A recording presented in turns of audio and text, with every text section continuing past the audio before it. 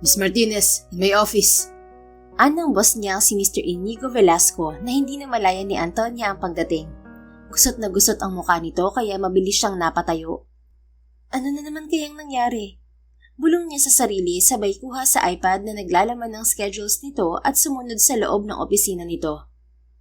I need you to set me an appointment with Miss Herrera as soon as possible. Utos nito hindi pa man nakakaupo sa swivel chair nito. Ang tinutukoy kasi nitong si Miss Herrera ay isang supermodel. Anak ito ng may-ari ng pinakamalaking shipping company sa bansa na gusto nitong maging business partner. Nasa linya ng langis ang negosyo ni Inigo, ang Velasco Oil Corporation. At may isang buwan na nitong sinusuyo ang babae pero palagi nitong iniisnab ang boss niya. Pardon, sir? Bingi ka ba? Asik nito nang balingan siya. Hindi naman, kaso ang imposible kasi ng sinasabi mo. Sagot niya sa isip pagkuway huminga ng malalim. Ang ibig kong sabihin, sir, alam nating pareho na ayaw niya sa inyo. Prangkang wika niya. What did you say? Lihim na napailing si Antonia. Heto na naman tayo. Lumalabas na naman ang pagiging Lucifer niya. I was just telling you the truth, sir. I don't need your truth here, Mr. Martinez. In fact, I don't need any opinion coming from you. Okay, sir. I'll try my best to get you an appointment. Pero hindi ko pa magagarantiyan na makakakuha nga ako. Then try harder. Anong silbi ng malaking perang binabayad ko sa iyo bilang executive secretary ko kung hindi mo magawa ang simpleng utos kong to? Mariing napakuyom ang mga palad ni Antonia habang titig na titig dito. Pakiramdam niya may tumutubong sungay sa noon ni Inigo. Don't give that look, Miss Martinez. I know I'm right. Sabi nito bago naupo. Wala naman akong nagsasabing mali kayo. Tama naman na malaki nga ang sinasahod ko dito. In fact, mas malaki yon kaysa sa karaniwan. Then give me a better result on this one. Kailangan ko si Miss Herrera. Kaya gusto kong ito muna ang pagtutuunan mo ng pansin. Make this impossible appointment possible. Wala akong pakialam kahit na mag-magic ka pa. Ang importante, makuha ko ang loob niya, okay? Okay, sir. Sige na, makakalabas ka na. Pagtalikod ni Antonia, katakot-takot na irap ang pinakawalan niya bago lumabas ng opisina nito at tinungo ang sariling pwesto. 6 years na siya sa kumpanya ni Inigo at tunay naman talagang malaki ang sahod niya at maganda ang benefits. Pero sa 6 na taong yon, nananatiling magaspang pa rin ang ugali ng lalaki. Binigyan niya ng ilang sandali ang sarili para kumalma, saka nagsiwalang gumawa ng paraan para lang matupad ang nais ng kanyang amo. Alam na niya ang ganoong taktika nito. Madalas, ginagamit nito ang aking karisma at kagwapuhan para makapagpaikot ng mga tao. Yun nga lang, mukha yung hindi uubra kay Miss Herrera. Puti nga sa kanya. Siguro may bumulong sa babaeng yun na masamang ugali ng boss ko. Bulong niya sa sarili at gigil na nagtipa sa kanyang keyboard. Binuksan niya ang kanyang social media account at hinanap ang account ni Miss Gracie Herrera. Mas madali niyang malalaman kung nasaan ito dahil madalas itong mag-update doon. Bingo! She will be in Rockwell, Makati this afternoon. Basa niya sa caption ng post ng babae at isinulat yun sa sticky notes sabay hinga ng malalim. Kung hindi lang talaga dahil sa mga kapatid niyang pinaaaral, hindi siya magtitiis sa kumpanyang yun. Lalo na ang makatrabaho ang isang Inigo Velasco. Ugali pa lang nito, sokang-soka na siya. Hindi sana siya ganoon kahit istrikto ito eh. Pero ang pagiging hambog nito at akala mong hari kung umasta, yun ang hindi niya masikmura. Di bale, matatapos na rin naman si Annalisa sa pagiging engineer niya ngayong taon. Kahit pa paano, may makakatulong na ako. 5 magkakapatid sina Antonia at siya ang panganay. Sa edad na 27, umiikot lang ang buhay niya sa trabaho at pamilya. Kung paano tutulungan ng kanyang mga magulang para maiahon ang kanilang pamumuhay sa hirap. Isang taxi driver ang kanyang ama, habang ang kanya namang ina ay tindera ng sari-saring pagkain. Pero madalas ay kakanin. Doon sila binuhay ng mga ito. Napagtapos siya ng kanyang mga magulang sa kursong business management na ipinagpapasalamat niya, kaya naabot niya ang posisyong kanilalagyan ngayon. Wala naman siyang reklamo na maging breadwinner ng pamilya nila dahil mahal na mahal niya ang mga ito. Ang kaso, hindi talaga siya binayayaan ng maayos na amo. Ewan ba niya? Basta sa tuwing makikita niya ang kanyang boss, kumukulo ang dugo niya. Ano, may progress ka na ba? Lihim na napairap si Antonia bago hinarap ang kanyang boss na hindi niya namalayang naroon na pala sa tabi niya. Ngumiti siya rito. Peke nga lang. Meron na, sir. She will be at Rockwell, Makati this afternoon, around 3. Great. Now, buy me some flowers and chocolates. Damihan mo. Gusto ko yung magandang-maganda at magugustuhan niya para hindi na niya ako mahindian pa. Right away, sir. Hindi pa man niya natatapos na sabihin yon ay tumalikod na ito at muling pumasok sa loob ng office nito. Nagngingit-ngit ang kaloobang hinabol niya ito ng masamang tingin. Saka kinuha ang telepono at dinial doon ang numero ng flower shop na suki na siya. Nang matapos siyang mag-order, inabala na lang niya ang sarili sa iba pang trabaho. Nakalimutan na niya ang oras hanggang sa tumunog ang intercom at marinig doon ang boses ng kanyang malditong boss. Coffee! Yun lang at nawala na rin ito. Ni hindi man lang ito marunong mag-please. Kahit na ba ito ang nagpapasweldo sa kanya, kung magandang ugali nito, aayusin ito ang pag-uutos sa kahit na sino. Tumingin muna si Antonia sa opisina ng kanyang boss. Pagkuway sa malaking oras ang nasa dingding. 12:00 na yun ng tanghali at sanay ang amo niyang magkape kapag ganoong oras. Hindi ito palakain sa labas at madalas ay nag-o-order na lang ng makakain. Kaya alam niyang maya-maya lang ay darating na roon ang food delivery. Tumayo siya at tinungo ang pantry. Inalabas niya muna sa ref ang kanyang pagkain at inunang ilagay sa oven para mainit na yon pagkatapos niyang makapagtimpla ng kape, na siya namang hinarap niya. Pagkatapos, inilagay niya yun sa isang tray. Hindi niya rin kinalimutang lagyan yon ng isang platitong kakanin. Hindi niya alam kung napapansin yun ng boss niya, pero madalas kasi ay pinababaunan siya ng kanyang ina. Nauubos naman yun ni Inigo kahit na ano pang ibigay niya rito. Yun nga lang, wala man lang siyang thank you na naririnig. Sir, here's your coffee. Kuha niya sa atensyon ng boss na subsob na naman sa trabaho. Ganoon lang ito sa araw-araw na hindi na niya pinagtataka pa. Wala na kasi itong pamilya at tanging ang kumpanya na lamang ang pinagbubuhusan nito ng atensyon. Naaawa siya rito. Kaso, kapag umaatake ang pagiging Lucifer nito, nawawala rin ang awa niya rito. Sige, pakilapag na lang dyan sa gilid. Yung pagkain ko ay handa mo na lang pagdating. Sagot nitong hindi man lamang siya nilingon. Sige, sir. Paglabas ni Antonia, sakto namang dumating ang delivery man. Kinuha niya kaagad ang pagkain dito at inihanda yon. Pagkatapos, muli siyang pumasok sa opisina ni Inigo at inilagay ang mga pagkain sa lamesang nasa isang sulok ng opisina nito. Meron doong sofa set kung saan niya ito madalas na nakikitang tulog kapag walang ginagawa. Sir, narito na rin po ang mga pagkain niyo. Imporma niya sa lalaki. Tumunghay ito at nagtama ang mga mata nila. Okay, kumain ka na rin. Okay po, sir. Ganoon lang sila halos araw-araw. Ito, kakain sa loob ng opisina nito, habang siya naman ay sa pantry. Pagkatapos, balik na silang muli sa trabaho. Minsan pumapasok sa isip ni Antonia kung hindi ba napapagod ng kanyang boss. Pero mukha namang hindi, kaya wala rin tigil sa paglago ang kumpanya nito. He was even dubbed as the youngest oil magnate in Asia by Time magazine, and also one of the most sought-after bachelors in town. Ngunit marami mang babae ang naghahanga dito, mabibilang lang sa daliri ni Antonia ang pagkakaroon ni Inigo ng girlfriend. Minsan inaabot lang yun ng 2 hanggang 3 buwan. Baka dahil masama ang ugali niya, sino na namang tatagal sa lalaking gaya niya? Napakahambog pa. Nakanguso niyang sikmat sa isip. Pagsapit ng 2:00 ng hapon, muling lumabas ang kanyang boss sa opisina nito. Let's go, Miss Martinez.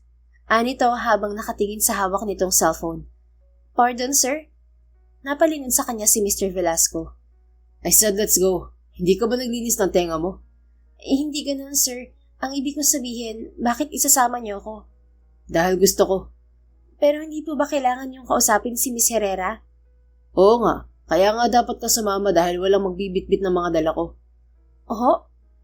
Hindi ba malinaw sa'yo o kailangan ko pang ulitin ang mga sinabi ko? Kanina ka pa ah. Napabuntong hininga na lang siya bago kinuha ang kanyang mga gamit, pati na ang bulaklak at chocolates nito. Okay sir, tara na ho. Napilitang anya habang nakasunod dito. Magkasabay silang bumaba sa basement parking. Ni hindi nga nag-abala ang lalaking bitbitin ng bulaklak at chocolates.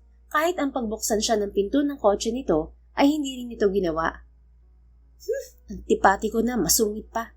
Napaka-gentleman din at akala mo rin. Tuwa ko lang kung i-reject ka na kikitain mo. Inis na bulong niya habang sumasakay sa backseat. Nang makaupo siya, agad siyang tumingin sa labas ng bintana. Kahit magka-stiff neck siya, hindi talaga siya titingin kay Inigo. And what do you think you're doing? Tanong nito sabay baling sa kanya. Napatingin si Antonia sa lalaki. Hindi ho ba ang sabi niyo sumama ako sa inyo? Oo nga. Kaya nga po narito ako. Pero hindi ko naman sinabing gawin mo akong driver, Miss Martinez. I'm your boss. Ganun ho ba? Akala ko allergic kayong makatabi ako. Pabulong lang ang pagkakasabing yun ni Antonia na sinabayan niya ng pagbaba. What did you just say? Iisang linya na ang mga kilay nito nang makaupo na siya sa passenger seat. Wala sir, may sinabi ho ba ako? Kitang-kita ni Antonia kung paano mariing nagdikit ang mga labi nito bago siya piningkitan ng mga mata. Seatbelt. Sabi na lang nito saka nagsimula ng magmaneho. Hindi naman siya sumagot at sinunod na lang to. Pagkatapos, muli siyang tumingin sa labas ng bintana. Wala silang usapan kahit pa nga naipit sila sa traffic ng kulang-kulang 1 oras. Ugali na kasi yun ng lalaki. Ayaw talaga nito sa madaldal. Saktong 3:00 ng hapon ay nasa Rockwell na sila. Agad silang nagtungo sa venue kung saan magpopromote si Miss Herrera ng bago nitong endorsement. Mataon na sa lugar kaya nakisiksik na lang sila para makarating sa unahan. Muntikan pang magkalasog-lasog ang mga dala niyang bulaklak at kung nagkataon, tiyak na makakagalitan na naman siya ni Inigo. Go, Miss Martinez, habang hindi pa siyang maakyat. Utos sa kanya ng amo nang makitang nasa backstage pa si Miss Herrera. Ho? Bakit ho ako, sir? Hindi ho ba kayo dapat na lumapit sa kanya? Gulat niyang tanong dito. This is your purpose why you're here. Go, greet her and tell her that I am here. Okay, sir. Subalit hindi pa man nakakahakbang si Antonia ay tinawag na ang babae sa stage. Wala siyang nagawa kung hindi ang manood na lang habang naririnig niya sa kanyang tabi ang mahinang pagmumura ng kanyang boss. Nanatili sila sa gilid ng stage hanggang sa matapos ang programa na inabot din ng 20 minuto. Ngunit ang hindi inaasahan ng lahat, maging sila ng kanyang boss, ay nang biglang lumuhod sa harapan ni Glacy ang mismong may-ari ng produktong iniendorso nito. Glacy, ayoko matapos ang araw na to nang hindi ko nasasabi sa iyo ang nilalaman ng puso ko. Hindi man alam ng mga tao, pero ngayon ay malalaman na nila na 1 taon na rin tayong magkasintahan. And I want you to know that I really want to spend the rest of my life with you. Will you marry me? Sabi ng lalaki, pagkaway binuksan ang maliit na kahong hawak. Napatingin si Antonia sa kanyang boss na pulang-pula na ang muka. Damn it. Anito at walang sabi-sabing tumalikod. Sir, wait! Madali niya itong hinabol pero sa laki ng mga hakbang nito, halos kapusin na siya ng hininga nang makarating sa parking. Sir, teka lang naman ho. Awat ni Antonia nang bubuksan na nito ang pinto ng driver's seat. What, Miss Martinez? Inis nitong bulyaw sa kanya. Huminga siya ng malalim. Hindi ho ba ang gusto niyo lang naman ay masulot ang deal sa kumpanya ng kanyang ama? Why not try something else on how you could get that deal? Hindi naman siguro kayo mahihirapan kung direkta kayong magsasabi kay Miss Herrera. You don't know what you're talking about, Miss Martinez. At wala ka rin karapatan na magbigay ng opinion patungkol sa trabaho ko. Meron ho, sir. Meron. Kasi sekretarya niyo ako. Yun na nga. Sekretarya lang kita. And may I ask, how long have you been working with me? 6 years ho. 6 years and you know nothing at all. Hindi mo pa rin pala ako kilala. Matagal na pinagmasdan ni Antonia ang kanyang boss. Hindi niya makuha ang pinupunto nito. Hanggang sa mapatingin siya sa kanyang daladala at muli itong balingan sa nanlalaking mga mata.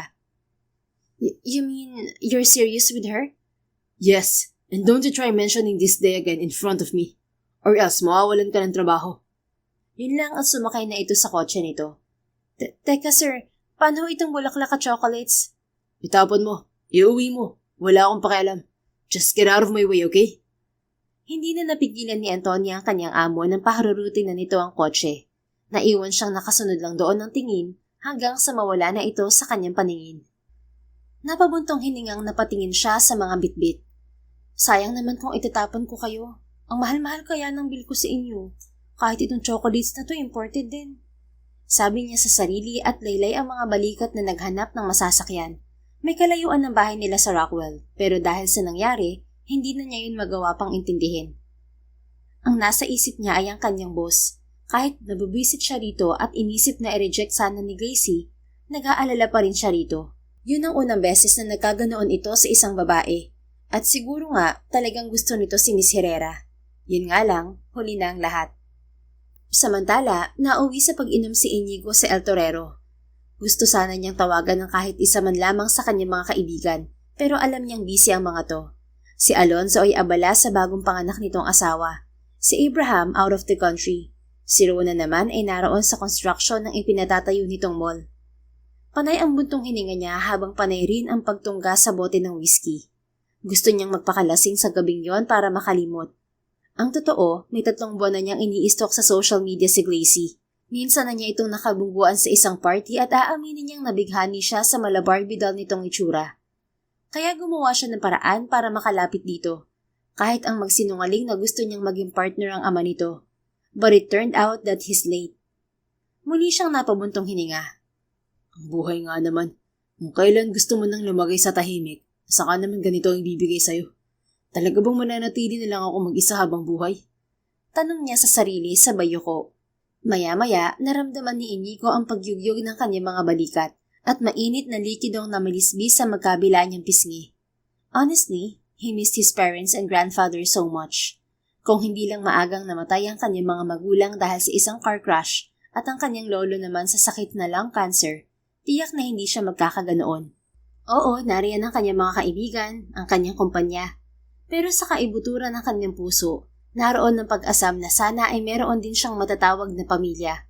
Yung masasandalan at matatakbuhan niya sa lahat ng sandali. Wala sa loob na kinuha ni Inigo ang kanyang cellphone. He dialed the first number on his call logs. Agad namang sumagot ang may-ari ng numero. Hello, sir? Anang tinig sa kabilang linya. Boses babae yon at kahit lasing siya, kilalang kilala niya ang may-ari ng tinig. Miss Martinez, can you join me? Ho? Nasaan ho ba kayo? I'm at El Torero. Can you come? I just need some company who could listen to me.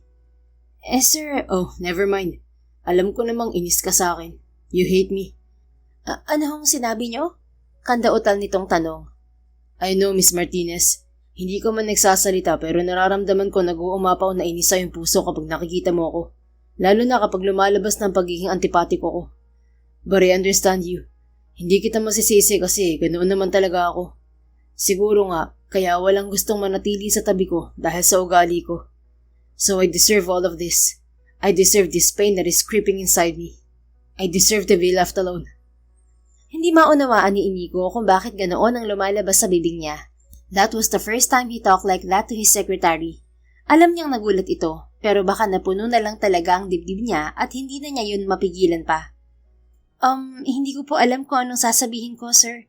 Sagot nito. You don't need to say anything. Gago talaga ako. Ang mga kaibigan ko na nga lang ang nakakaintindi sa akin. Kaya rin siguro kahit gustuhin ko ang isang tao, hindi ko talaga siya makuha-kuha. Kasi pinarurusahan ako. No, sir. Huwag niyo pong sasabihin yan. Hindi tayo binigyan ng problema kung hindi natin to kayang resolbahin. Well, you're wrong. I'm tired of this kind of life. I have no one. But you have me. Kahit nasing, natigilan pa rin si Inigo sa narinig. You know, sir, even if I hate you, hindi naman ako kagaya ng ibang tao na walang puso. Hindi mo man to gustong marinig sa akin, pero nag-aalala pa rin ho ako sa inyo. Boss ko ho kayo at kahit papaano may pakialam pa rin ako. Patuloy ni Antonia sa kabilang linya. Talaga? Yes, sir. In fact, pupuntahan ko kayo ngayon kung saan man kayo naroon. Hintayin niyo lang ho ako. Okay, I'll wait for you. I really need someone right now. Don't worry, sir. I'll be there in 30 minutes. Can you just hang up? Sige ho, papahatid na lang ho ako sa tatay ko para mabilis ako makarating dyan. Alright. And by the way, Antonia, thanks. Yun ang kauna-unahang beses na nagpasalamat si Inigo sa ibang tao bukod sa kanyang mga kaibigan. At alam niya, nagulat talaga ang kanyang sekretarya. He even called her by her name. Hello? Are you still there? Yes sir. Hindi lang talaga ako makapaniwala sa narinig ko. That was the first time you said that word. I know. And I'm sorry for being a douchebag. It's alright, sir. Your sorry was enough for me to forgive everything you've done. Hindi ko naman to sinasabing mali kayo talaga. It's just that, minsan sumasobra na kayo. Sa kauna-unahan ding pagkakataon sa gabing iyon, ay napangiti si Inigo. I know. And again, sorry. Nagpatuloy ang usapan nilang yun ni Antonia hanggang sa hindi na niya namalayang nakatulog na pala siya dahil sa kalasingan. Paggising niya kinabukasan, nagtaka pa siya dahil naroon na siya sa bahay niya. Oh. Napangiwi si Inigo sabay hawak sa ulo. Marahan siyang bumangon at tinungo ang kanyang banyo para maligo. Ayan, inom pa. Yan ang napapala mo. Sermon niya sa sarili habang nagbibihis na. Sabado sa araw na yon kaya walang pasok, pero madalas nagtatrabaho pa rin siya para malibang. Yun nga lang, naisip niyang ipagpaliban ang pagpunta sa kanyang opisina sa araw na yon. Wow, may lagnat lang. Himala ah. Sarkastikong wika ng isang tinig sa isip niya. Walang himala, Inigo. Narealize mo lang na hindi naman masamang tumigil pansamantala at intindihin ang iyong sarili. You're still alive, so live up with it. Napahawak siya sa baba. Ano kaya kung magbakasyon ako? Sama ko kaya si Ronan. I'm sure magugustuhan niya itong binabala ko. Pero bago ko siya tawagan, kain muna ako ng breakfast. Nagugutom na rin ako eh. Tanghalian pa yata ang proper meal na kinain ko kahapon. Napailing siya at tinapos ang pagbibihis bago bumaba sa kusina habang pasipol-sipol pa. Ngunit napakunot ang noo niya nang mabungaran ang mabangong aroma ng kape. Sa pagkaakalang may pumasok sa bahay niya, mabilis siyang nagtungo sa kusina. Ngunit isang maliit na figura ang bumungad sa kanya. It was Antonia. Nakatalikod ito, may hawak na sandok sa isang kamay at sa kabilang kamay naman ay tasa ng umuusok na kape. Suot nito ang puting t-shirt niya, na halos hanggang kalahati na ng hita nito. Wala itong sapin na pampaa at nakalugoy ang buhok na madalas ay mahigpit nitong binaban. Sa isang iglap, nawala ang pagiging professional nito. Nabura din sa isip niya ang slacks, palda at blouse na palagi nitong sinusuot sa opisina. From that moment, he found her sexy and hot. Parang ding may mainit na kamay na humaplo sa dibdib niya. Weird, but he felt like his home. Usal ni Inigo. Ay, kabayo ka! Nagkasamid-samid si Antonia nang makita siyang nakatingin dito. Nagulat din siya at malakas na tumikim. What are you doing here, Miss Martinez? Tanong ni Inigo sa pinakaseryosong tinig. At kung hindi siya nagkakamali, umangat ang isang kilay nito. Cooking our breakfast, sir. Sagot nito, seryoso rin. Our? Yes, sir. May iba pa ho ba kayong kasama rito? Wala, pero hindi naman yun ang ibig kong sabihin. Ang tinutukoy ko, bakit ka narito sa bahay ko? Nakalimutan niyo na ho? Ang alin? Kitang-kita niya ang inis na sandaling dumaan sa mga mata nito. You called me last night, sir. You asked for some companion who could listen to... Oh, yeah. I remember that. Madaling awat ni Inigo sa sinasabi ni Antonia. Bukod sa nakadarama siya ng hiya, may ibang damdaming pinupukaw sa mga sandaling yon ng babae sa kanya. It was something he'd never felt before. At ang nakapagtataka, nagmula yun sa kaibuturan ng kanyang puso. Sir? Untag nito sa kanya. Aha? Pardon? May sinasabi ka ba? Wala ho. Nag-aalala lang naman ako kung bakit bigla na lang kayong natulala dyan.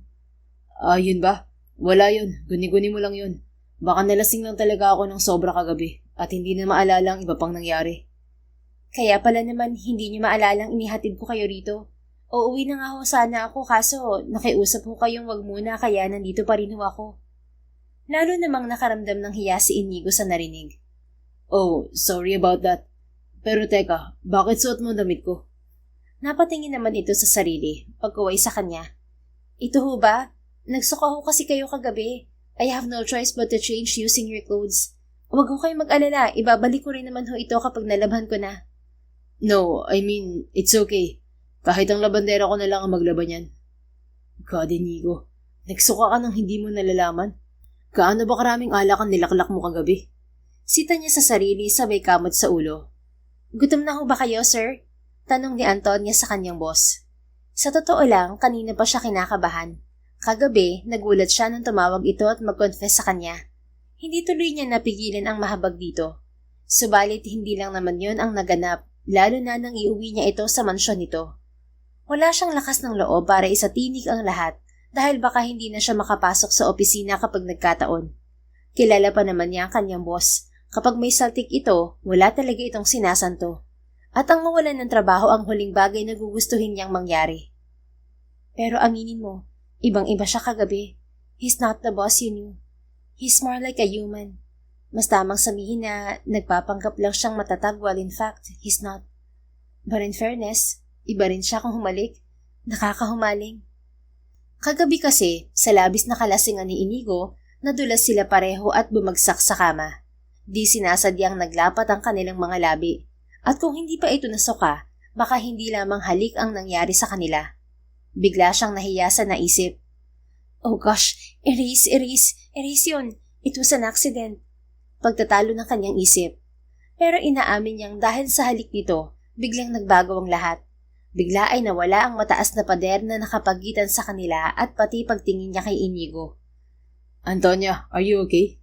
Untag nito dahil bigla siyang natahimik. Oho. Napaigtad siya at biglang napalingon sa kanyang boss. Kamuntik nang magtama ang mga mukha nila dahil halos nakadikit na ito sa kanya. Sir? Agad siyang lumayo rito. I'm asking you, are you alright? Bakit parang pinagpapawisan ka? Ho? Pinagpapawisan? Yes, here. Sa halip na iabot sa kanya ang hawak nitong tissue, ito na mismo ang nagpunas ng pawis niya sa noo. There, masyado bang mainit dito sa kusina ko? Nagluluto ho kasi ako. Palusot ni Antonia. Oo nga pala. Ano ba yung niluluto mo? Pritong itlog, ham at hotdog ho. Panakialaman ko na ho ang fridge nyo. May laman naman kasi kahit papano. Magtutoast na rin ho ako ng tinapay maya-maya. Ganoon ba? Ako na lang ang magtutoast. Sige ho, kayo ho ang bahala. Wala na ho ba kayong ibang ipapaluto? Wala na. Tama na yan. Tumango lang siya at napuno na muli ng katahimikan ang buong kusina. Walang nagsasalita sa kanila hanggang sa makatapos silang magluto at makahayin. Miss Martinez? Putol ng kanyang boss sa mahabang katahimikan. Kasalukuyan na silang kumakain. Yes, sir? Itatanong ko lang sana kung wala ba akong ginawang kalokohan kagabi. You know, lasing na lasing ako. Baka kasi meron at hindi ko alam. I just don't want you to hate me more. Sa pagkakaalala ko ho, wala naman. Maliban na lang sa... Kagyat na huminto si Antonia at tumingin sa kanyang amo. Maliban na lang sa Miss Martinez? Wala, sir. By the way ho, aalis na rin ako pagkatapos natin kumain. Baka ho kasi hinahanap na ako sa amin eh. What? Aalis ka na agad? Hindi ba pwedeng magstay ka muna? Oho? Magstay? Bakit ho? I mean, it's Saturday. Wala naman tayong pasok sa opisina. Oo nga, pero technically, ako lang pong hindi pumapasok kapag weekends unless may urgent kayong ipinagagawa sa akin. Pero kayo ho, kahit Sabado, nagtatrabaho kayo. Yeah, nagtatrabaho nga ako kahit Sabado. Kaya naisip kong mag-off ngayon. You know, I've been working since I finished my master's degree in business. And that was what? 10 years ago? At kung ikaw ang nasa katayuan ko, I'm sure you'll get tired too. Ibig ko bang sabihin, napapagod na kayo magtrabaho? Akala ko pa naman mahalaga sa inyong magpayaman at laging nasa tuktok. Ayan ka na naman sa pagiging judgmental mo. Bakit nga ba hindi mo pa ako kilala sa loob ng 6 na taong paninilbihan mo sa akin? Did I really act like a jerk, boss? Yung totoo, sir? Tanong ni Antonia habang nakatitig sa malalim, ngunit nangungusap ng mga mata ng kanyang boss. Para siyang nalulunod habang nakatingin dito, at yun ang unang beses na nangyari yun sa kanya. Kinakabahan din siya na hindi niya maipaliwanag. Yes, I want an honest answer. Huminga muna siya ng malalim. Sa bibig niyo na rin mismo nang galing na may pagkagago ho kayo. Sorry na ho agad sa term ko. Baka kasi tanggalin niyo ako sa trabaho eh. No, it's okay. Tell me, ano pang dahilan? You speak as if you were almighty. Na para bang pag-aari niyo ang lahat, sir. Na para bang wala akong karapatang tumanggi sa kahit na anong ipagawa o iuutos niyo. Madalas din pakiramdam ko, hindi ako nag-exist, na isa lamang akong robot. We never had this kind of conversation, deep and meaningful. Not even once. Until now, you're never a caring boss. At hindi ko naman yun hinahanap. Pero sana magkaroon din kayo ng kahit na kaunting konsiderasyon. Kahit nga ho ang bumati, hindi kayo marunong. Tapos palagi niyong ipinamumukha sa akin na empleyado niyo lang ako, na sinusweldohan niyo ako. Nakakababa ho yun ang tingin sa sarili. Pero sanay na ako. Mahabang wika ni Antonia sabay inom ng tubig. Matagal na hindi nakasagot si Inigo at nakatitig lang sa kanya. Pagkatapos, huminga ito ng malalim sabay iling. I'm sorry, Miss Martinez. I'm sorry if you feel that way. Hindi ko rin alam kung bakit naging ganoon ako sa'yo. And hearing everything now, parang gusto ko na lang suntukin ang sarili ko. Malungkot nitong sabi. Napakurap-kurap naman si Antonia. Yun ang pangatlong beses na nagsorry ito sa kanya. Hindi pa niya yun mapaniwalaan kagabi dahil lasing ito. Pero sa mga sandaling yon, naniniwala na talaga siya. I meant it, Miss Martinez. Siguro ganun talaga kapag nakakaramdam ng lungkot ang isang tao. Yung tipong ang bigat-bigat na ng dibdib niya na parang hindi na siya makahinga. Doon niya lang nare-realize sa mga nagawa niya, sa mga taong nakapaligid sa kanya, kung paano niya itinrato ang mga to. There's a fallback in everything, ika nga, that when you hear nothing at all, doon mo maiisip ang lahat. Dagdag pa ni Inigo. Okay lang naman ho, sir. At least, na-realize niyo na ho ngayon. At siguro, ito na ang pagkakataon niyo para baguhin ang kung ano mang dapat niyo baguhin. Well, I couldn't agree more. Totoong dapat na talaga ako magbago. Sa mga kaibigan ko lang yata na ilalabas ang totoong ako. Because there's a part of me na kahit i-judge nila ako, alam kong dahil yun sa may pakialam sila sa akin at dahil mahal nila ako. But after what happened yesterday, there's this crushing feeling inside of me na hindi ko kayang baliwalain. Para akong pinipira-piraso na hanggang sa kaloob-looban ko damang-dama ko. Maybe this is my karma for everything that I did. Ngayon bumabalik na yung lahat sa akin. Sabi nga ho nila, wala namang perpektong tao. Lahat nagkakamali, sir. Yeah, tama ka rin. So, for the new beginning? Nakangiting inilahad ni Antonia ang kamay sa harapan ng kanyang amo para pagaanin ang hanging bumabalot sa paligid nila. Hi, sir. I'm Antonia Martes, your executive assistant. Gumanti naman ito ng ngiti at tinanggap ang palad niya. Well, I'm your former self-centered egoistic boss, Mr. Inigo Velasco. It's nice to finally know you, Miss Martinez. Sakay nito na ikinatawa nilang pareho. It's nice to finally meet you, sir. So, dahil okay na tayo, pwede na bang mag-off muna ngayon? Pwedeng-pwede naman, sir. Kaso, baka pwede niyo rin munang bitiwan ng kamay ko. Biro ni Antonia kahit ang totoo, palakas na ng palakas ang kabog ng kanyang dibdib. Kakaiba kasi ang init na nagmula sa palad nito. Oh, sorry. Madaling binitiwan ng boss niya ang kanyang kamay na ikinahinga niya ng maluwag. Kain na ho tayo para may lakas tayo kung saan man ninyo balak na pumunta mamaya. Yeah, speaking of that, naisip ko bigla na mag-out of town na lang kaya tayo.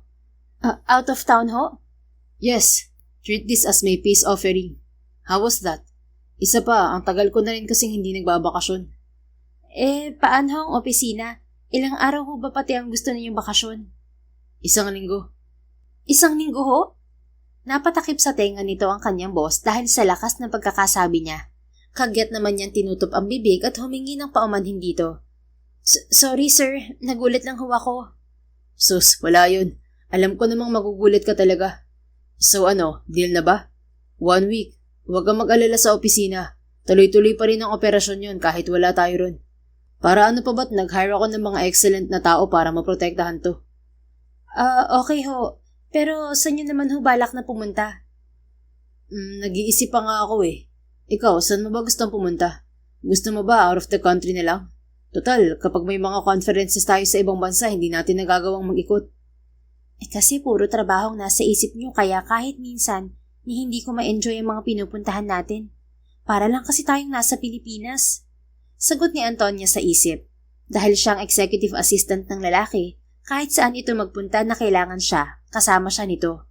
Ang problema, wala sa bokabularyo ni Inigo ang salitang mag-enjoy o sandaling pahinga. Ngayon na lang talaga. Ano sa tingin mo? Gusto mo ba sa bansang may winter? Or you like beaches? We could go to Maldives if you'd like. Tuloy-tuloy pa ring suhestyon nito. Napakamot si Antonia sa kanyang baba. Hindi ba sir, sarili niyo ang tinatanong ninyo? Kasi kayo ang dapat na nagpapahinga talaga at hindi ako. No, dapat may opinion ka rin. Hindi ba nga kailangan ko magbago? And here I am, trying to compromise with you. Gets ko na ho. Pero kayo ho muna, ano bang lugar ang gusto niyong puntahan? Pero siguro ho dito na lang sa Pilipinas para kapag may emergency sa opisina, madali tayong makakabalik. Hey, relax. Nagulat si Antonia nang bigla na lang nitong hawakan ng kamay niya at pisilin yon. Bigla na namang kumabog ng malakas ang kanyang dibdib. Kaya tayo magbabakasyon para makalayo sa ating mga trabaho. So no work while on vacation, okay? May tiwala naman ako sa mga maiiwan sa kumpanya na noon ko pa sana ginawa para ma-enjoy ko rin kahit papaano ang buhay na meron ako. Dagdag pa nito. Okay ho. Alright, about the place, mahilig ka ba sa dagat, Miss Martinez? Pwede na rin ho. Anong pwede? Hindi pwede lang. Kailangan, gusto mo rin. Ang kulit din pala ng isang to. Anya sa isip. Well, to tell you honestly, sir, hindi ako masyadong lumalabas ng bahay. Pero kung papipiliin niyo ako, Mas gusto kong lumanghap ng sariwang hangin, tapos maganda ang paligid. Makakalikasan ho kasi ako. Good. So, it's a beach then. Sunduin na lang kita sa inyo. No. Antayin mo na lang ako. Madali lang ako mag-impake tapos punta tayo sa inyo para maipagpaalam na rin kita. What do you think? Sige ho. Sagot niya at hindi napigilan ang pagsilay ng ngiti sa mga labi. Parang bigla ay tumaas ang energy ng kanyang boss dahil sa excitement. Ibang-ibang aura nito, kahit ang mga mata nito. May kakaiba yung glow na hindi niya maipaliwanag. Pero ikaw din naman excited ka rin. At 1 week kayong magbabakasyon na. Nang kayo lang. Ibig sabihin, 1 linggo mo ring makikita ang mga bagay na hindi mo pa nakikita noon sa kanya. At sa tingin ko, mas makikilala mo pa siya. Sabi na naman ni Antonia sa isip. Marami pa silang napag-usapan tungkol sa magiging bakasyon nila, na para bang magkaibigan lang sila, hanggang sa matapos silang kumain. Muli pa siyang binigla ng kanyang boss nang tulungan siya nitong maghugas ng pinggan bago mag-impake. Siya naman, nagpalit na ng suot niyang damit kagabi. Nilabhan na niya yon at tinuyo gamit ang blower ng lalaki habang natutulog pa ito kanina. Ready? Tanong nito pagbaba niya mula sa ikalawang palapag ng mansyon. Yes sir. Madaling sagot ni Antonia bago lumunok. Grabe, bakit bigla gumapo siya sa paningin ko? Totoo ba to? Nakakasual lang naman ng lalaki ng ternong puti na polo at cargo shorts. Pero ang lakas ng dating nito. At hindi lang ito basta gwapo. Kung hindi ka akit-akit din, lalo na sa suot nitong itim na wayfarer. Mukhang Lucifer sa paningin niya noon, naging mukhang anghel sa paningin niya, real quick. Let's go, Antonia. Oo. Gosh, ayoko na. Pati ba naman pagbanggit sa pangalan ko ang sexy pa rin sa pandinig? Grabe na to, Lord.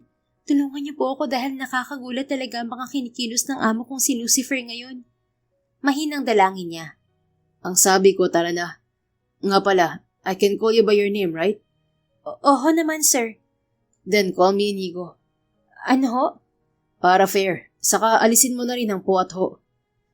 Pero kung nag-aalangan ka, tawagin mo na lang ako sa pangalan ko kapag tayo lang dalawa. And of course, from now on, you're my friend. Kaibigan ho? Natawa ito na lalo niyang ikinatulala. Talaga bang nakakagulat ang mga ginagawa kong to? Napakamot sa kanyang ulo si Antonia. Alam niyo naman pala, sir, nagtatanong pa kayo. Ang bilis na kung kasi ninyong magbago. Real quick kumbaga. Baka mamaya ho yan at atakihin ako sa mga pinapakita niyo. Sige kayo. Pagbibiro na lang niya dahil kanina pa siyang litong-lito sa samod-saring damdaming ipinadarama nito sa kanya. Nako, wag naman. Kung hindi mo kasi na itatanong, likas talaga ako makulit at madaldal. Yun nga lang. Mga kaibigan niyo lang ang nakakakita? Yeah, tama ka. Sila lang kasi ang itinuturing kong pamilya sa ngayon. Pero dahil nagbago na ako at magkaibigan na tayo, makikita mo na rin ang totoong side ni Inigo Velasco. Excited ka na ba? Medyo ho. Kaya ihahada ko na rin ang puso ko sa mga pasabog ninyo. Napahalakak ito na muling napamangha sa kanya. Nako, tara na nga at nang hindi tayo matraffic. Iniaro pa ni Inigo ang siko kay Antonia na matagal niya munang pinagmasdan bago tinanggap. Parang lahat na yata ng masasamang ugali na ipinakita nito noon sa kanya, biglang nabaliktad sa mga sandaling yon. Madaldal ito, palaging nakangiti, magaan ng aura, maginoo, at kung ano-ano pa. At kung hindi niya sasawayin ng sarili, tiyak na iba ang kahahantungan ng mga nararamdaman niyang yun. Baka mamaya, hindi niya namamalayang nahuhulog na pala siya rito. At yun ang kinatatakutan niya. Hindi naging mahirap para kay Inigo na ipagpaalam si Antonia sa mga magulang nito, na agad niyang nakapalagayan ng loob. Mas natuwa pa ang mga ito dahil sa wakas daw ay magkakaroon na ang babae ng panahong magpahinga. Ilang beses na rin daw kasi itong pinagbabakasyon ng mga magulang, pero palaging tumatanggi ang dalaga. Kaya binilinan pa siya ng ina nitong si Manang Lucia na kung maaari, itago niya raw ang cellphone ni Antonia. Kasi natitiyak daw nitong mayat-maya tatawag ang dalaga sa naiwang pamilya sa Maynila. Sa Palawan nila napiling magbakasyon sa isang isla. Sa pribadong resort na pagmamayari ni Roman na tanging pamilya o malalapit na kaibigan lamang nito ang pwedeng maimbitahan. Wow, ang ganda naman ho dito! Bulalas ni Antonia nang makababa sila ng chopper. Yeah, gustong-gusto ko rin ang lugar na to. Mabuti na lang ganun ka rin pala. Ani Inigo na napagkit na yata sa mga labi ang malawak ng ngiti. Noon niya lamang talaga napagtuunan ng pansin ang panlabas na anyo ng kanyang sekretarya na bukod sa may magandang pangangatawan, kaya amo rin ng muka. Tawag pansin din ang mga mata nitong malalatina at mga labing maninipis pero natural na mapupula. Sir? Aha? Kagyat niyang ipinilig ang ulo. Nang tingnan niya si Antonia, titig na titig ito sa kanya. May problema ho ba? Wala naman. Well, except sa pagtawag mo pa rin sa akin ng sir at paggamit mo ng ho. Kasi ho, Hep, ayan ka na naman. It's Inigo, okay? okay. At Kimi itong umiti sa kanya. Good. Akin na yung bag mo. Ako na magdadala. Ha? Huwag na, kaya ko naman. But I insist. At hindi na ito nakatanggi pa nang kunin niya sa kamay nito ang bitbit nitong bag na hindi naman kalakihan. Tara na sa tutuluyan natin. Naitawag ko na naman to kay Ronan, kaya alam ng caretaker na darating tayo. Sige. Magkasabay nilang tinungo ang isang hindi naman kalakihang pavilion. Naabutan nila roon ang mag-asawang caretaker. Magandang hapon ho. Magalang niyang bati sa mga ito. Magandang hapon ho. Kayo ho ba si Sir Inigo? Tanong sa kanya ng may edad na lalaki. Ako nga ho. Tumawag na ho ba si Ronan dito kanina? Oho sir. Naiayos na ho namin ang tutuluyan ninyo. Ako nga ho pala si Mang Rodolfo. Ito naman ho ang asawa kong si Rosing. Pakilala nito. Inigo ho. Inilahad pa niya ang kamay na agad namang tinanggap ng kausap. Ito naman ho si Antonia. Sabi niya bago binalingan ang dalagang tahimik lang sa kanyang tabi. Magandang hapon po. Bati nito sa mag-asawa. Magandang hapon din sa iyo, Iha. Mabuti at dito ninyo naisipang magbakasyon. Kahit papaano magkakaroon kang buhay itong isla. Masiglang wika ni Mang Rodolfo. Nako, biglaan nga ho eh. Hindi ho ba kami nakakaabala? Ay, hindi sir. Natutuwa nga ho kami dahil may ibang tao kaming makakasama dito. Hay nako Rodolfo, tama na muna ang kwento mo. Tiyak na pagod sina sir. Ihatid mo na muna sila sa kanilang villa para makapagpahinga. Singit ni Manang Rosing. Ay, oo nga pala. Pasensya na kayo at talagang miminsan lang kami makatanggap ng bisita rito. Bakit ho? Hindi ba pumupunta dito si Ronan? Tanong ni Inigo. Madalang na ngayon, sir. Ganoon din ho ang kanyang ama't ina, saka kapatid. Tara na ho, ihahatid ko na kayo sa tutuluyan ninyo. Mamaya ho, tiyak na mabubusog kayo sa inihandang hapunan nitong aking may bahay. Ay sos, nambola pa talaga matandang to. Hala sige na, samahan mo na sila. Ani Manang Rosing na ikinatawa nila ni Antonia. Oo na mahal, ito naman napakasungit. Palibhasa, hindi ka lang nalambing kagabi eh. Jesus Mario Josep Rodolfo, ang bibig mo!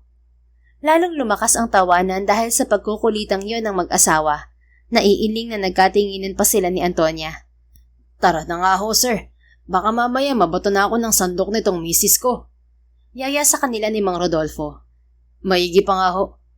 Hindi naman kalayuan sa may pavilion ang tatlong magkakalayong villa na iba-iba ang disenyo.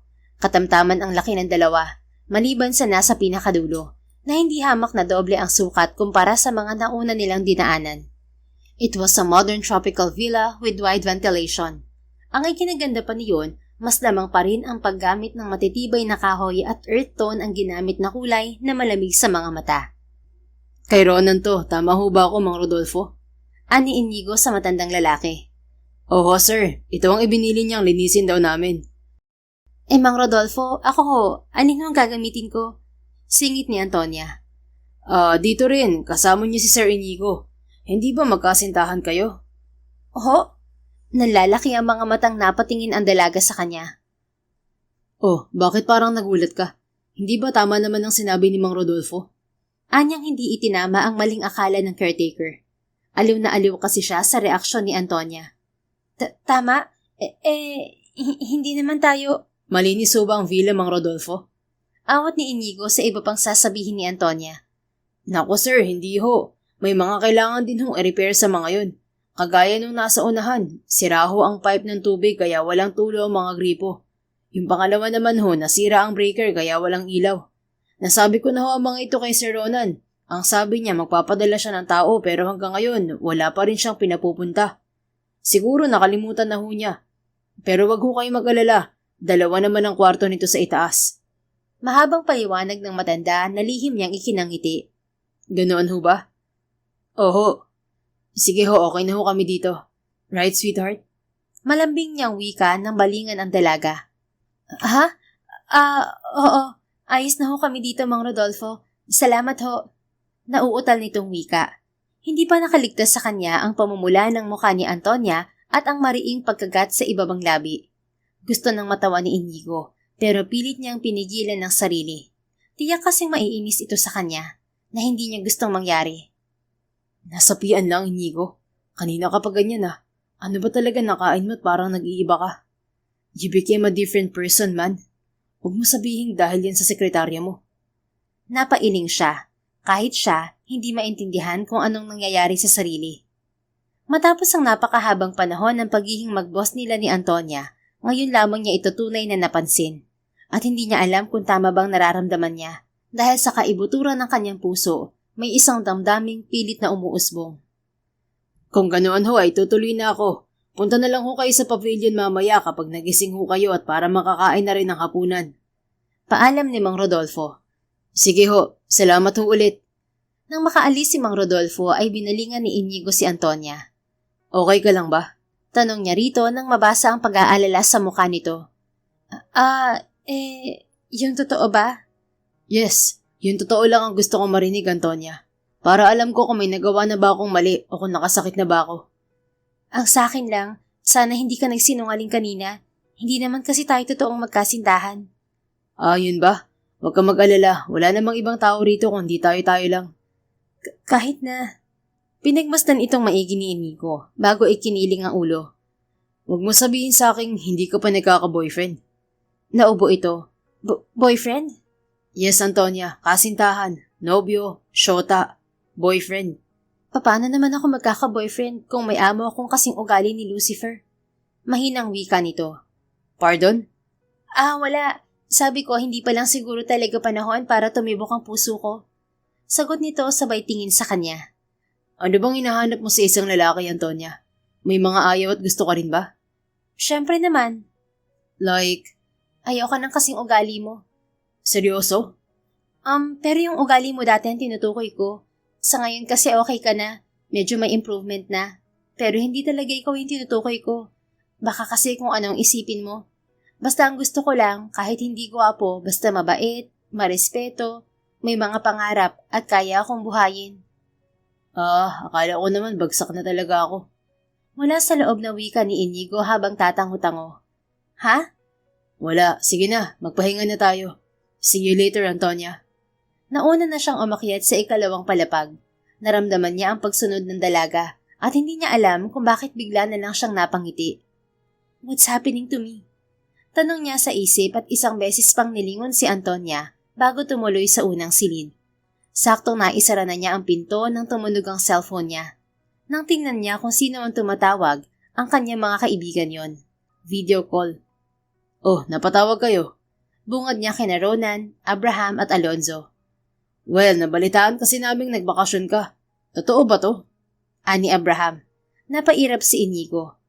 Nagtanong pa talaga kayo. Alam ko namang sinabi na sa inyo ni Ronan ng lahat. Dumiretso siya sa kama at pabastang naupo roon. Bakit nga? Pag-uusisa ni Alonzo. Dahil gusto ko lang. Masama ba yun? Oo, masama. Dahil hindi ka naman ganyan. Ni hindi mo nga alam ang salitang pahinga, hindi ba? Tama si Abraham. Anong nakain mo ha? May sakit ka ba? Totoo ba talaga to? Magpapamisa na ba kami? Sabi naman ni Ronan. Oo inyo. Ano nga? Iisang tanong na mga to. Sabihin na lang natin gusto ko ng reset. Kayo na rin naman ang nagsabi na hindi ako marunong magpahinga. Kaya ngayon, heto, magpapahinga na ako. Hindi ba ito rin naman ang gusto nyo? Walang nakaimig sa tatlo. Nakatingin lang ang mga ito sa kanya na para bang tinubuan siya ng isa pang ulo. Don't stare at me like that, okay? I'm fine. Pagbibigay assurance niya sa tatlo. Well, kita naman talagang okay ka lang. Ang tanong, bakit? Something's off eh. May iba sa'yo. Kahit ang aura mo, iba rin. Tell us pare, may sakit ka ba? May taning na ba ang buhay mo? Wika ni Alonzo. Mga ulol, okay lang ako. Gusto ko nga lang magbakasyon. Tumawa pa siya na lalong pinagtaka ng tatlo. Alam nyo, parang nakita ko ng ganyang itsura mo. Ani naman ni Ronan. At kanino naman, Aber? Nakataas ang isang kilay na tanong ni Inigo. Kay Alonzo. Sabay na sagot ni Ronan at Abraham. Ako? Bakit naman ako? Ganyan na ganyan ka nung na-inlove ka kay Tina eh. Ang gaan-gaan ng aura. Palagi lang nakangiti. Nako, simptomas na nga yan. Mukhang tinamaan itong si Baby Inigo natin. At mukha ring may trip to Europe tayo na siya mismo ang gagastos. Segunda ni Abraham. Nagpustahan kasi sila noong nagpropose si Alonzo kay Tina na kung sino ang susunod na ikakasal, siya ang manlilibre ng trip to Europe. Hoy, umayos nga kayo. Hindi pa ako in love, no? Tanggi niya. Sus, hindi nga ba? Bakit sabi ni Mang Rodolfo sa akin kasama mo raw ang girlfriend mo? Sino yun, ha? Sinong tinutukoy ni Mang Rodolfo? Panggigisa sa kanya ni Ronan. Nakalimutan niyang ito nga pala ang pinakachismoso sa kanilang apat. Ano, sagutin mo na si Ronan. Sino ang babaeng kasama mo dyan, ha? Susog pa ni Alonzo. Muling napairap si Inigo. Huwag niyong paniwalaan si Mang Rodolfo kasi ang kasama ko rito si Antonia. Sinakyan ko lang ang matanda sa akala na girlfriend ko si Antonia. Antonia? Ang sekretarya mo? Sabay-sabay na wika ng mga ito. Oo, kaya itigil niyo na yung pag-iisip niyo ng kung ano-ano. Nagbabakasyon lang talaga ako. We, alam niyo pwede na kayong sumali sa choir. Synchronize kayo eh. Kahit sa pagiging chismoso iisa rin ang likaw ng mga bituka niyo. Tapos yung itsura niyo at pagluwa ng mata dahil sa kachismosohan niyo pare-pareho ding nakaluwa na.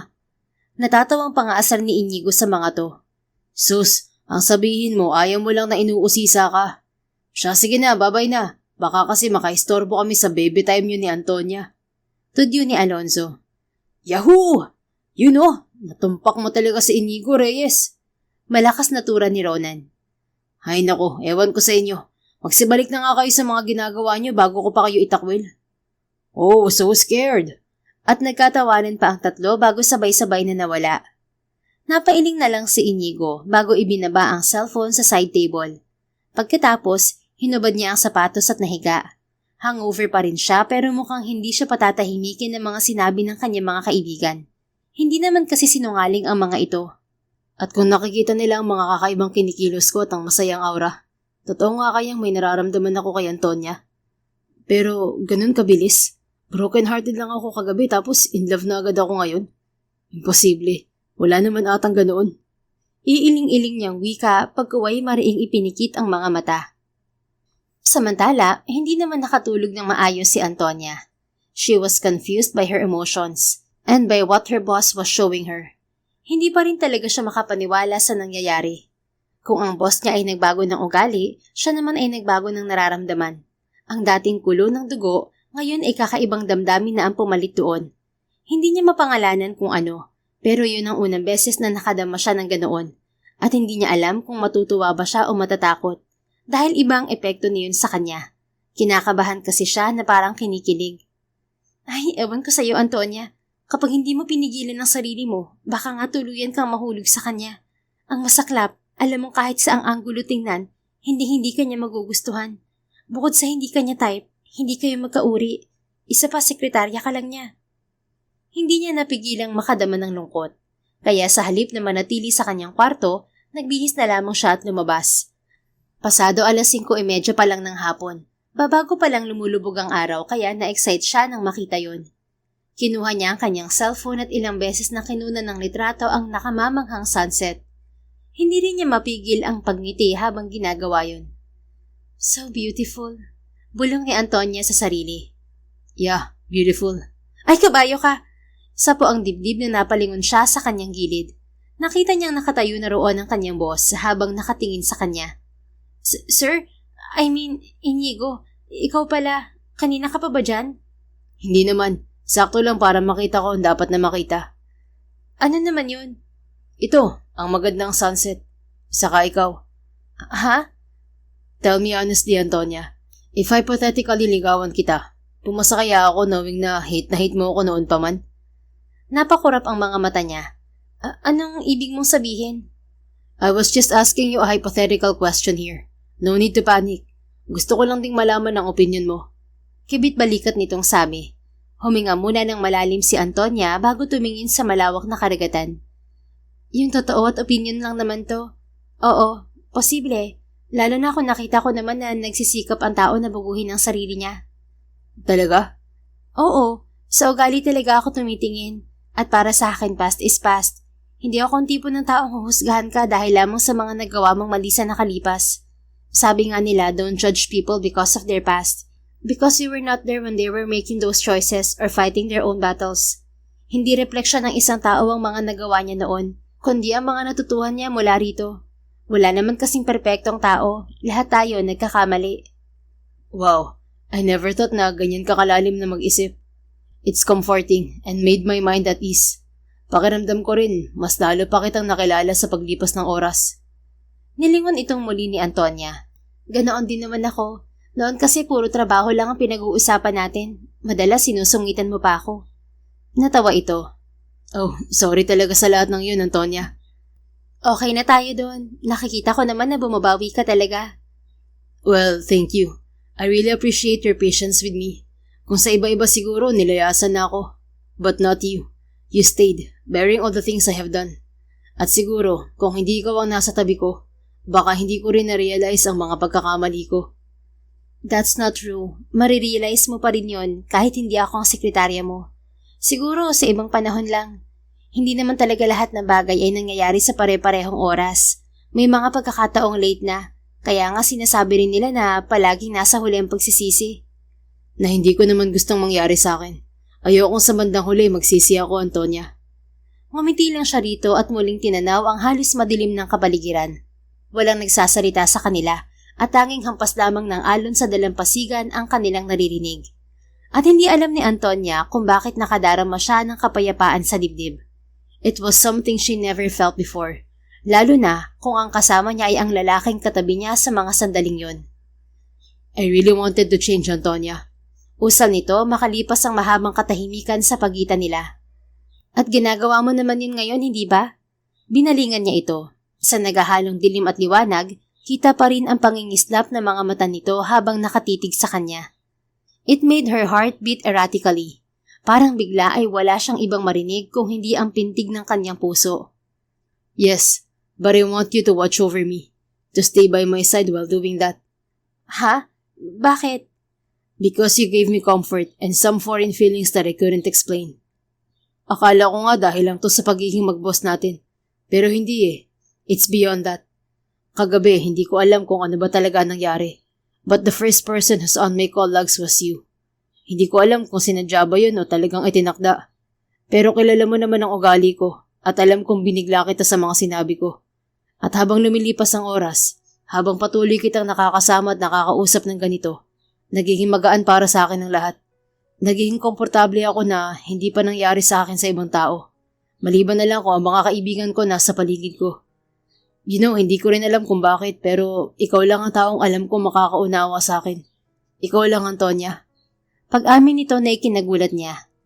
Matagal niyang tinitigan ng lalaki na para bang may ibang taong sumapi rito. Pero nababasa naman niya sa mga mata nito ang bigat ng mga sinabi at ang sinseridad niyon. Kaya wala sa loob siyang napangiti. Hindi ko alam kung dapat ko ba itong ikatuwa o ipagpasalamat sa'yo. But I doubt, it was not the answer you wanted to hear from me. It's just that I am speechless to know that you really trust me. Kasi hindi ko talaga ina-expecto na magkaroon tayo ng mas malalim na ugnayan aside from work. Siguro naninibago lang talaga ako sa lahat-lahat. I know, ganoon din naman ako. Naninibago rin talaga ako sa sarili ko. Sabi mo nga, instant, quick. Pero malamang na naging turning point ko talaga ang mga nangyari kahapon. At napagtanto ko na hindi ko naman talaga gustong-gusto si Glacy. Siguro na-challenge lang ako sa kanya. O baka naghahanap talaga kayo ng taong magiging kasama nyo? Someone who's willing to listen? Maaari. Hindi na rin naman kasi ako bumabata. At habang tumatagal, nakikita ko na mas lalong malungkot ang buhay kung mananatili lang ako sa kahong aking nilikha. Dahil alam ko, hindi sa lahat ng sandali ay nariyan ng mga kaibigan ko para sa akin. Even my company won't help me at all because it was all material things. Yung kahungkagan sa dibdib ko, palaki na pala ng palaki nang hindi ko namamalayan. At kung hindi pa ako nagising, baka kinain na ako nito hanggang sa tuluyan ko nang hindi makilala ang sarili ko. Mahabang wika nito. Napabuntong hininga si Antonia. Hindi lang siya naawa sa lalaki. Yung kakaibang damdaming pinupukaw nito sa kanya, parang mas lumago pa. At parang iba na ang sinasabi ng puso niya. Basta marami pang hindi na ipapakita sa iyo ang totoong si Inigo Velasco. At kapag nagawa mo na akong kilalanin, Tiyak na hindi na ako mahihirapang magpakilala sa ibang tao. So, will you be there for me, Antonia? Wala sa loob siyang napatango. Of course, we're friends now, remember? Sabi naman niya na hindi maiwasang masaktan. Yeah, we're friends. For now. Tugon ni Inigo. Ha? Wala. Tara na sa pavilion. Nagugutom na ako eh. Yayaan nito sa kanya. Okay, sige. Magkasama silang naglakad patungo sa pavilion habang ang daming tumatakbo sa isip ni Antonia. Naguguluhan na talaga siya, hindi lang sa sariling nararamdaman, maging sa mga ikinikilos at sinasabi ng kanyang boss. Ayaw niyang umasa, pero malambot ang puso niya, at hindi niya alam kung kakayanin ba niya ang kahihinatnan ng lahat ng yon. Ikatlong araw na ni na Antonia sa isla at nakikita niyang pareho silang nag-e-enjoy ni Inigo. Pakiramdam nga niya nakapag-recharge na siya, subalit alam niyang hindi lang yun ang nadarama niya. Sa paglipas ng mga oras, mas napatunayan niyang ibang-iba nga pala ang totoong Inigo sa boss na nakilala niya sa opisina. Mas magaan, mas totoo, at hindi niya inasahan ang pagiging makulit nito. Kaliwa ba o kanan? Tanong ni Inigo habang nakatigil sila sa gitna ng makipot na daang itinuro sa kanila ni Mang Rodolfo. Ang sabi nito, may hot spring daw doon at napagpasyahan nilang dalawa na puntahan. Ano bang sabi sa'yo ni Mang Rodolfo? Tanong ni Antonia. Wala, basta ang sabi niya, sundan lang daw natin tong daan na to. Malay ko ba na pasanga pa pala to? Ha? Paano na yan? Paano kung maligaw tayo? Nakita ni Antonia na sandaling nag-isip ang lalaki. Ganito na lang, bato-batopik na lang tayo. Kung sino manalo, siya ang pipili. Paano kung mali ang napili? Di babalik tayo dito. Ano, game? Kung maligaw tayo. Madali lang ang solusyon dyan. Ganito. Bigla na lang itong naghubad kaya napaatras siya. Ang hindi niya alam, may maliit palang bato sa daan. Naapakan niya yon dahilan ng kanyang pagbagsak sa lupa. Aray! Daig ni Antonia. Oh God, sorry. Anong masakit sa'yo ha? Patingin. Hindi magkaintindihan si Inigo na umupo sa harapan niya. Napalunok siya, hindi makasagot. Nakatitig lang siya sa magandang katawan nito. Antonia, hey, magsalita ka kaya? Saan ang masakit ha?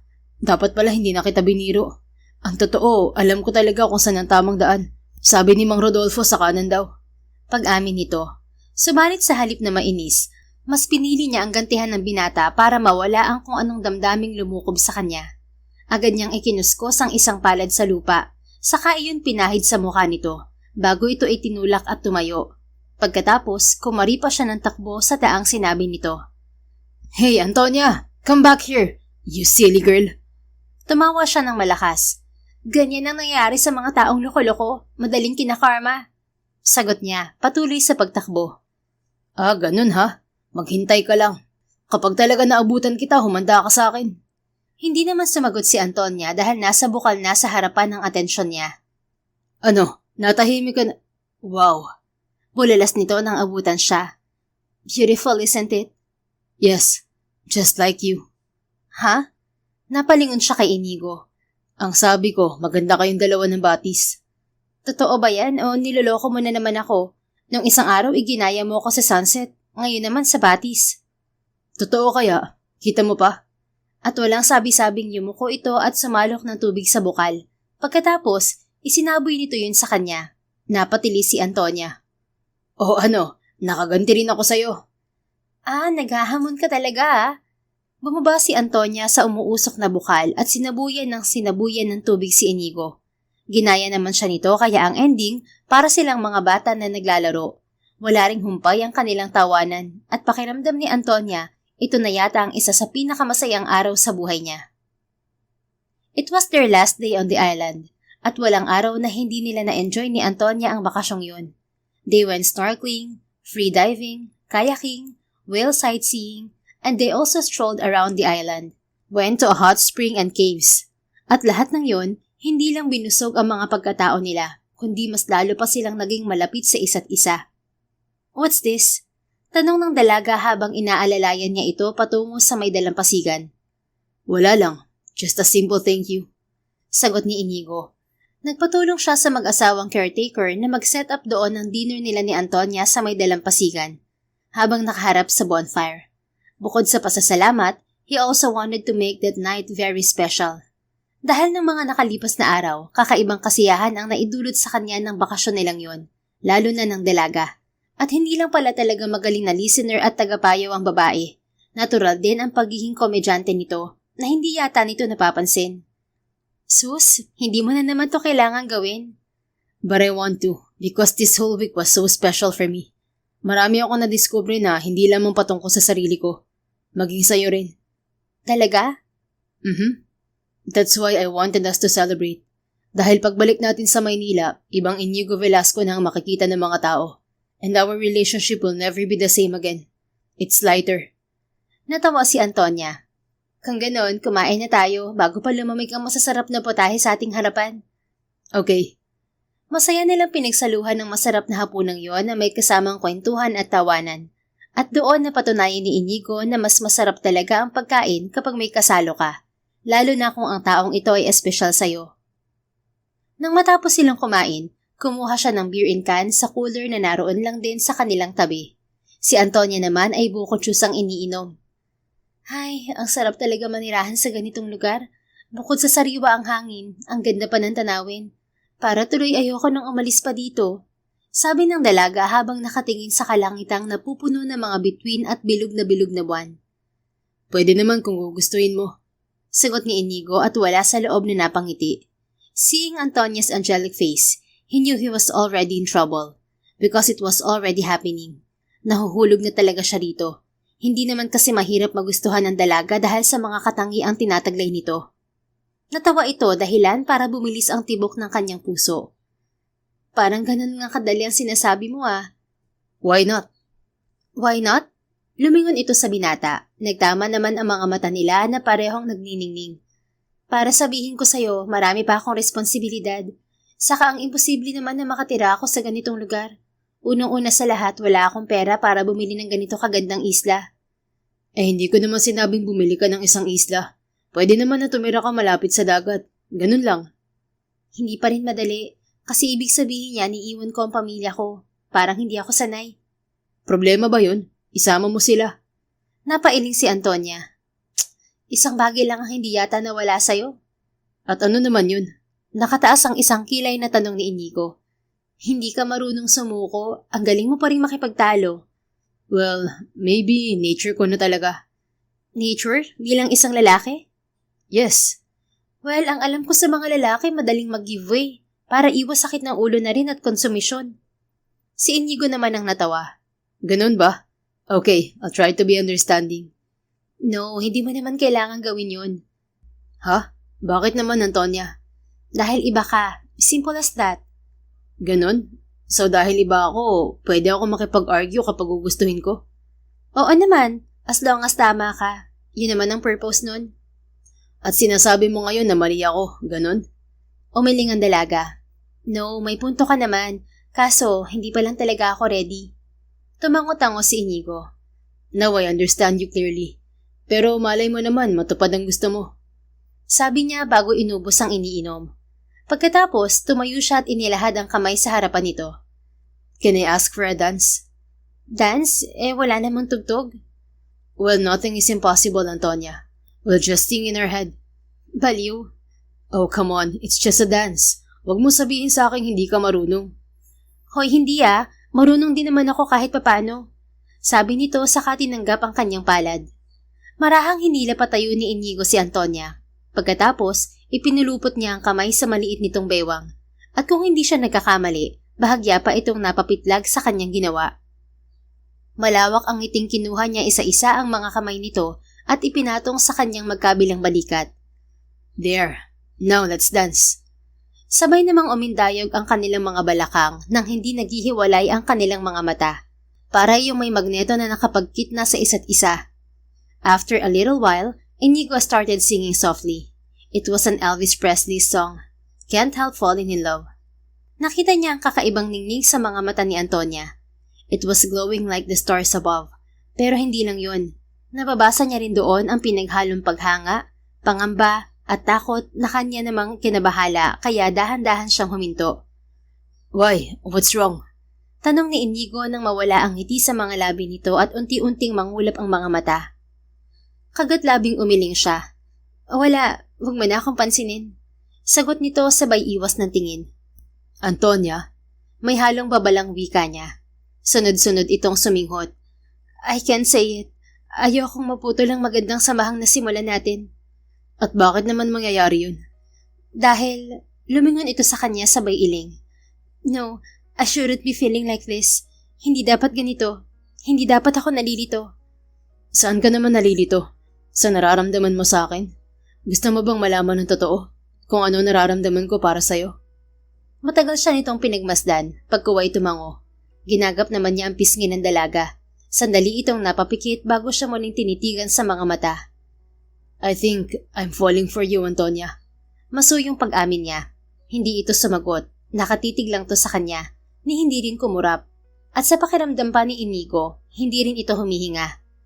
Hey, Antonia, breathe. Masuyong wika nito sabay haplo sa pisngi nito. Doon lang unti-unting gumalaw ang dibdib nito. Pagkatapos, nagsunod-sunod na yon na para bang may barang pilit na inaalis sa dibdib. Oh, this isn't working. Sabi niya at walang pasabing tinawid ang pagitan ng kanilang mga muka. Nalaki ang mga mata nito, biglang natuod sa kinatatayuan. But when his lips moved softly, unti-unti itong napapikit kasabay niya. And for a moment, there were images that popped in his head. Mga imahe yon na kaparehas nila ang ginagawa sa ibang lugar, sa ibang panahon. Napamulat si Inigo at tinitigan ng mukha ni Antonia na nakapikit pa rin. Maya-maya, dahan-dahan siyang tumigil. Naramdaman naman yun ito, kaya nagmulat na rin ito ng mga mata. Nababasa niya roon ang kalituhan habang nakatitig sa kanya. Lumunok siya, sandaling inilayo ang mga labi rito. This is not the first time we did this, right? Tell me, Antonia. Tell me what I did that night to you. Mahinang utos ni Inigo. Kinagat muna nito ng mariin ang pang-ibabang labi bago yumuko. Yes, but it was an accident. Dahil sa bigat at laki mo, natumba tayong pareho at hindi sinasadyang maglapat ang mga labi natin. But we both like it. Mabilis itong nag-angat ng ulo at muling sinalubong ang kanyang mga mata. Paano mo naman nasabi? Lasing ka ng mga sandaling yun at alam kong hindi mo na maaalala ang nangyari. Kaya ba hindi mo sinabi sa akin? Yes, dahil nahihiya rin ako. Ayokong isipin mong sinasamantala ko ang lahat. Isa pa, alam ko namang wala lang yun sa'yo, na hindi ko dapat gawing big deal ang nangyari. And that I should move on because it was an accident. No, nagkakamali ka. Aksidente o hindi, alam ko sa sarili kong gusto ko rin ang nangyari. Because I could feel it in here. Kinuha ni Inigo ang kamay ni Antonia at itinapat yon sa kumakabog niyang dibdib. Yes, lasing ako ng gabing yun, na hindi ko agad naalala ang naganap sa pagitan natin. Pero hindi mo maitatanggi ng maulit ito ngayon. Biglang bumalik sa akin ang lahat. And that means mahalaga ang gabing yun, na may magandang nangyari dahil hindi to mapapagkit sa isipan ko kung hindi. Pero hindi mo ba naisip na paano kung ibang babae ang kasama mo noon? Paano kung ibang babaeng nahalikan mo? Maaalala mo rin kaya ang nangyari? Yes, but that case would be different. Alam mo kung bakit? Dahil hindi ikaw ang naroon. Huminga ng malalim si Inigo. What I felt that night wasn't just because I was drunk. At kung wala lang yun sa akin, hindi sana babalik ang lahat ng yun ngayon. Hindi sana ganito ang pakiramdam ko sa'yo. So accident or not, Antonia, may nangyari doon na totoo. At ngayon, malinaw na sa'yo ko lang naramdaman to. Noon at ngayon. Hindi ito sumagot. Nakatingin lang ito sa kanya. Nalilito pa rin. Pinisil ni Inigo ang kamay nito. Look, Antonia, kung ano man ang tumatakbo sa isip mo ngayon, please forget it all. Dahil iisa lang ang alam kong malinaw sa akin. At yun ay ang gusto kita, na ikaw ang dahilan kung bakit kumakabog ng ganito kabilis ang dibdib ko. I may sound insane, pero sa loob ng isang linggong magkasama tayo, hindi ko na namalayang lumago na pala ang simpleng paghanga ko noon. I felt the realness of it, inside my heart. Hindi to challenge, Antonia, kung hindi tunay na pagsuko para sa taong minamahal. Inigo? Kagyat siyang napapikit. Hearing her saying his name was like a lullaby to his ears. Kaya hindi niya napigilan ang umiti at muli itong tingnan. See how you affect me? Even that simplest call made me smile. So kung hindi pa to pagmamahal, ano pang tawag mo rito? The irony is that tingin ako ng tingin sa iba, ang hindi ko alam. Matagal ko na palang kaharap ang taong magpapasaya sa akin ng husto. 6 years and I just realized now how foolish I am. So believe it or not, Antonia, hindi na lang kita gusto. And I'm willing to risk my whole life now dahil alam kong mahal na kita. So can you give me another chance to prove that? No, hindi na kailangan. Mabilis nitong pag-awat sa kanya, pagkuway ngumiti. Hindi mo na kailangan patunayan ng sarili mo sa akin dahil tapos mo nang gawin yon. You already showed me the true Inigo Velasco and I am loving the new version of you. Siguro nga nabulag ako ng inis ko sa iyo noon kaya hindi ko nakikita kung sino ka talaga. Pero siguro din, kaya ako ganoon kasi may gusto na ako noon pa man sa'yo na hindi ko naman siguro matitiis ang 6 na taon mong pagiging Lucifer sa opisina kung hindi. Ibig bang sabihin yan, may chance na ako sa'yo? Hindi lang chance. Dahil ngayon, sinasagot na kita. Yun ay kung gusto mo lang naman ako maging girlfriend. Lakas loob na sabi ni Antonia. Hindi niya alam na hahantong ang lahat sa ganoon. Pero bahala na. Minsan lang naman siya gumawa ng pabor para sa sarili. At sa unang pagkakataon, handa siyang sumugal dahil alam niyang totoo ang mga nararamdaman nila ni Inigo. Talaga? Talaga? Sunod-sunod siyang tumango. Yes, Inigo. Kung niligawan mo nga ako. But, of course, hindi ko naman palalagpasin ng ganitong pagkakataon, ano? Bigla niya itong niyakap ng mahigpit. Agad naman siyang gumanti. Thanks, Antonia. Thank you for making me this happy. Akala ko talaga magiging malungkot na ang buhay ko. But then you came. Dumating ka hindi para buuin ako, kundi para samahan ako habang natututo akong ibalik ang dating ako. Thank you for teaching me so many things. For making me realize how blessed I am. Na kahit sa pinakamahirap na bahagi ng buhay ko, may taong ipapadala ang nasa itaas para samahan ako. Para ipaalala sa aking hindi ako nag-iisa. Thank you, Antonia. And I love you. Madamdaming wika nito, kasabay ng paghikbi. Napahikbi na rin siya. I love you too. No more explanations kung bakit, dahil alam kong sincero ka naman sa mga sinasabi mo. At dahil ngayon ko lang binigyan ng sarili ko ng pagkakataon na magmahal, tanging hiling ko lang ay pakaingatan mo ang puso ko. Kasi hindi ko alam kung anong mangyayari kapag nasaktan ako. Pinakawalan siya nito. Nang magtama ang kanilang mga mata, madali nitong pinahiran ang nabasa niyang pisngi. I won't. I promise you. Hinding-hindi kita sasaktan. Dahil ngayon pa lang, alam ko napakaswerte ko na nakilala kita at dumating ka sa buhay ko. Kaya wala akong ibang gagawin kundi ang ingatan at mahalin ka. Dahil yun ang sinasabi ng puso't isip ko. Oh, Inigo. Tumingkayad si Antonia at siya na mismo ang kusang umangkin sa mga labi ng kasintahan. Madali naman nito yung tinugon habang nakangiti. Nang matapos ang bakasyon nila at makabalik ng Maynila, agad nilang ipinaalam sa kanyang pamilya at mga kaibigan ni Inigo ang tungkol sa relasyon nila. Natuwa naman ang mga ito, habang ang kanyang mga magulang, bagamat may pag-aalinlangan, ay hindi naman siya pinigilan. Minsan lang daw naman siya gumawa ng desisyon para sa sarili niya, kaya kung doon siya masaya, suportado raw siya ng mga ito. Basta ang kabilin-bilinan ng kanyang mga magulang kay Inigo ay wag na wag siyang sasaktan. Na sineryoso naman ito dahil wala namang araw na hindi siya nakangiti sa piling nito.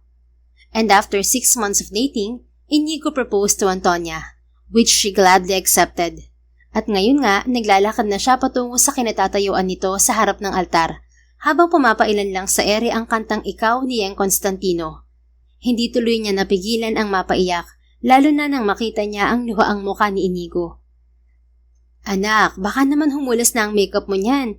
Sige ka, pangit ka sa picture sa kasal mo. Birong ani ng kanyang ina. Oo nga naman anak. Aba, pagkaganda-ganda mo pa naman sa araw na to. Parang nakita ko na naman itong si Lucia nung kabataan namin. Wika naman ng kanyang ama.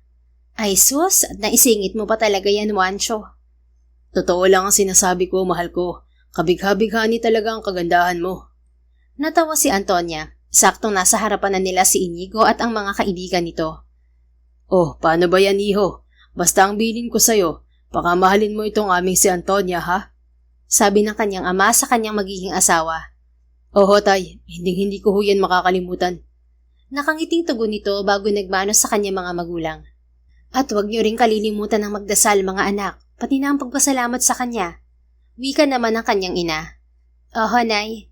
Sabay nilang tugon. At bilang kami naman ang legal guardian ng mokong na to, ang masasabi ko lang ay gumawa na kayo ng maraming anak para hindi na niya kami kulitin. Tatawa-tawang wika ni Alonzo. Pagtiisan mo na rin kung minsan may pagka-childish tong si Inigo, Antonia. Ganun daw talaga kapag tumatanda na. Si Abraham. What? Bakit? Kayo ba hindi childish at hindi tumatanda? Gusot ang mukhang tanong ng kanyang kasintahan sa mga ito. Hindi, dahil mga immortal kami. At para sa kaalaman mo, maniningal kami pagkatapos ng kasal nyo. Maliwanag? Napairap na lang si Inigo sa sinabing yun ni Ronan. Nalaman niya kasi na may pustahan pala ang mga ito, na ang lalaki mismo ang pasimuno, na kung sino ang susunod na ikakasal, siya ang manlilibre ng trip to Europe sa 3. Oo na, pero hayaan nyo muna kaming makasal, okay? Inis na sagot ni Inigo. Sige na at baka makatakbo pa tong si Antonia. Sagot ni Abraham. Hoy, bibig mo. Saway nito bago siya binalingan. Tara na, sweetheart, bago pa ako mapaaway sa 3 to. Okay. Tatawa-tawang sagot niya. Maingat siyang inalalayan ni Inigo patungo sa harap ng altar. At bago pa man mag-umpisa ang seremonya, bumulong ito sa kanya. I love you for always, sweetheart. I will not be a lonely CEO anymore. Dahil makakasama na kita habang buhay. I love you too. Ganting wika niya. Pagkatapos ng kanilang kasal ay dumiretso sila sa Velasco's private garden. Inakwire talaga yon ni Inigo para lamang sa reception nila. At pagkatapos niyon ay tumuloy sila sa Japan para sa kanilang honeymoon. Nang makabalik sila, nagpatuloy pa rin sa pagtatrabaho si Antonia bilang executive assistant ng kanyang asawa. Napag-usapan na nila yon bago sila ikasal, na hanggat hindi pa siya nabubuntis, tutulong muna siya rito. Bukod kasi sa binilhan nito ng mas malaking bahay ang kanyang pamilya na noong una'y tinanggihan pa ng kanyang mga magulang, binigyan din nito ng scholarship ang kanyang mga kapatid. Kaya lang, hindi naman siya pumayag na wala yung kapalit. Gusto kasi niyang ipakita sa asawa na hindi ang yaman nito ang dahilan kaya niya ito pinakasalan. Pumayag naman itong maging intern sa kumpanya nito ang pangatlo at pang-apat niyang kapatid na nag-aaral na sa college. Walang sahod ang dalawa dahil nga may scholarship na ang mga ito. Isa pa, hindi na rin naman gaanong mahirap sa kanyang mga magulang ang magpaaral sa kanyang mga kapatid. Dahil bukod sa kanya, nakakatulong na rin si Annalisa na nakapagtapos na at isa ng junior engineer sa sikat na engineering firm sa Pilipinas. Makalipas pa ang 1 taon, isang kambal na lalaki ang pinagkaloob sa kanila. Ang mga ito ang nagdagdag ng kasiyahan sa masaya na nilang tahanan at ang bagong inspirasyon at pinaguhugutan nila ng lakas sa araw-araw. At sa paglipas ng mga taon, mas napatunayan ni Antonia kung gaano siya kamahal ng asawa. Kaya ganoon din siya rito. Talaga nga palang minsan, hindi mo alam na ang taong matagal mo nang hinahanap ay nasa harap mo na pala. Lucky they realized that soon. Na kahit hindi man perpekto ang kanilang kwento, totoo naman ito at nanatiling matatag. The end. If you enjoyed this story, please don't forget to like, subscribe, comment, and share. Your support helps us reach more people and spread the love. Thank you for tuning in, and we're looking forward to seeing you again soon. In the meantime, please take care and may God bless you always.